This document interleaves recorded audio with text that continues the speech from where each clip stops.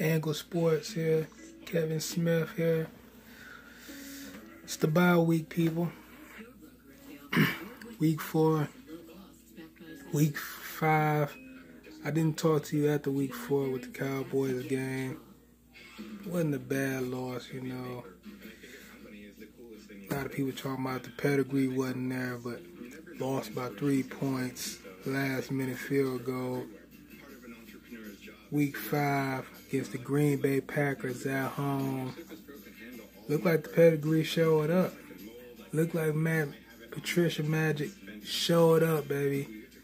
Matthew Stafford showed up. You hear me? Even though Crosby had a terrible game, you know, shout out to Crosby, but wasn't in a position to make 20-yard field goals all day. Like he was missing 20-yard field goals, 10-yard field goals, 5-yard field goals. But he did miss an extra point. But it wasn't getting that close to the. It wasn't getting that close. Excuse me, as I'm in the intermission of the Philadelphia Eagles and the New York Giants game. You know, Thursday night football. Shout out to the New York Giants and the Philadelphia Eagles. You know. But Lions on this bye week, and everything looking healthy, man. You know, you got a lot of other broadcasters on YouTube and off YouTube talking about some players that's coming back, like Ziggy Ansah. You know, they don't. You know, still, you know, we haven't seen Ziggy Ansah, and I'm happy to still see Ziggy Ansah on the team, no matter when we can get him. Some people act like they don't acknowledge the emergence that he brings to the D-line. I do. Can't wait to see him. Miss him anytime we can get him, like Matt Patricia bypassed that whole first question they tried to throw at him. You know, we need him. We need him. No matter how good that front line is doing. But besides that, man, Kennard, can't stress it enough, man. Was the man worth being our biggest free agent signing? Devin Kennard, the number 42 for the New York Giants, as I was just speaking, and the other biggest free agent signing, LeGarrette Blount, who had the 2 touchdowns, punched it straight in, something we haven't done none last season. Got it done for us. Beautiful. Bless, amen. Did it, man. LeGarrette Blount. Shout out to LeGarrette Blount, man. As you seen, he came in with the money's worth. And Kerryon Johnson, who did last week, got his first career touchdown already before the mid of the season, man. And got his first 100-yard rushing game week before that, man. We were 2-4 for the bye. You know, I heard some past interview about Eli Harold was missing, and due to birth of the child, and he missed the game. He's a nice part of the game. Hopefully we see him back after the bye. Big pickup. He's a nice pickup. But Hand, man, from Alabama, the rookie. Did he have a great game, man? Oh, man, did he have a great game against Aaron Rodgers and that offensive line, that Green Bay Packers offensive line.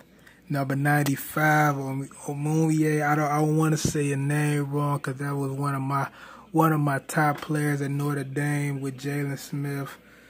Shout out to Jalen for playing that game at Dallas like I said he was, and playing that strong game Sunday night, if you saw it or not, man. Texas and Cowboys, man. Texans had that big win, and but Jalen had those 12 tackles and showed Deshaun Watson you might be the big show last year with that rookie performances, but he's the man. He's the emerging man, but homeboy number 95, man, his former teammate, stepped up for us when we got all those defensive line injuries and missing absence and all that.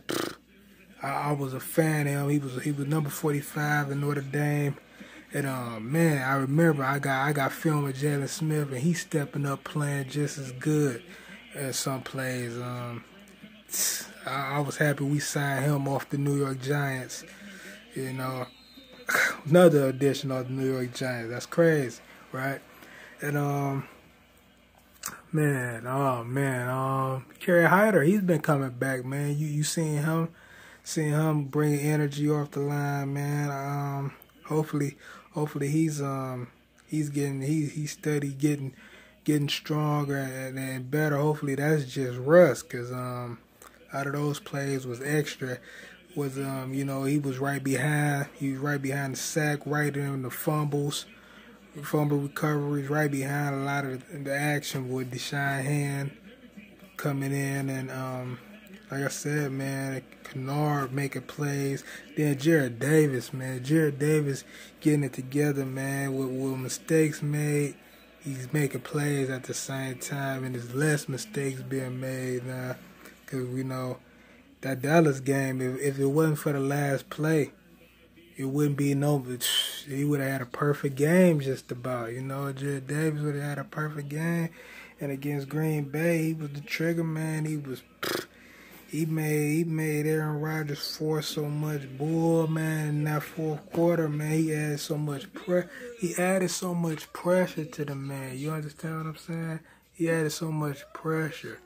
Aaron Rodgers ain't seen so much pressure in Detroit since Aaron Rodgers came to Detroit. Do you understand what I'm saying? To play against Detroit 2 times, well, he played Detroit Lions 2 times a year, but he come every year, and he ain't never seen that much pressure in his life. You know what I'm saying? For a field. But he did last week. But shout out to Agnew and Tease, getting hurt at the end of the game. But man, they played until they got playing time. Really, Tease, he started the game, and he started and the more reps he getting, man, he really is starting to show why he was drafted 2nd round last season. And shout out to them Gators, man. I guess he seen them Gators playing last week. And shit, he was like, nah, man, that's the former alumni, man. He can't let them young dogs, them young Gators show him up, you know what I'm saying? And and Agnew, he finally got in, and he started playing good, and then he got injured in the end zone after making a nice coverage play. And who else I wanted to say? Slay was good, man, but Slay had to be injured, man. Slay could do better, but Neville Lawson, man, Nevin Lawson, really starting to look like the guy that's supposed to get that resign money that they resigned Nevin Lawson for. Shout out to Nevin Lawson. He really is gonna be the guy that's gonna help this team have the solid backfield to be the playoff team that they should be, man. The way they played now, man, that's a big deal Nevin Lawson was doing, man. I haven't really seen him play the slot like the way he was playing nickelback, really, you know what I'm saying? Then he played outside a little bit. Really, he was playing nickel a lot. He was covering the slots, and really he was doing his thing, man. Never been playing hard for the last 2-3 weeks for sure, man. Shout out to Nevin Lawson, man. And Galladay, big play Galladay. I know they say big play Slay, but Galladay, oh man, did he do his thing. Of course, Marvin Jones did his thing. The trio did their thing, because, of course, go to Tate. Go to Tate, man. Who they talking about is the contract, man. And not this is beautiful to see him play on a contract year, but come on, man. See Galladay evolve like this is, man, because Lions, that's what this franchise do. They evolve receivers, you know what I mean? A Lions receiver is gonna ball. Stupid. You hear what I'm telling you? This is a franchise where a running back is going to evolve, a receiver is going to evolve. You hear me? No matter what it is, you know, and a linebacker. You know what I'm saying? And a D lineman is going to evolve. No doubt about it, man. Shout out to the old line. Ragnar once again, man. Like I said, Galladay, the way he performed before I jump off Galladay. The touchdown, man, the way that just one hand, the way he's stiff arming the D-backs off of him, the way he's route running now, tiptoeing before he catching balance going out. The guy didn't have that last season, man. If he'd had that coming into the draft, he'd have been a second rounder, maybe first rounder. You know what I'm saying? He had that loose balance going out of bounds catches, man. Almost bobbling. Remember, they had to challenge a lot of his stuff, man. Even at the beginning, Patriots, he was fumbling, but he was still a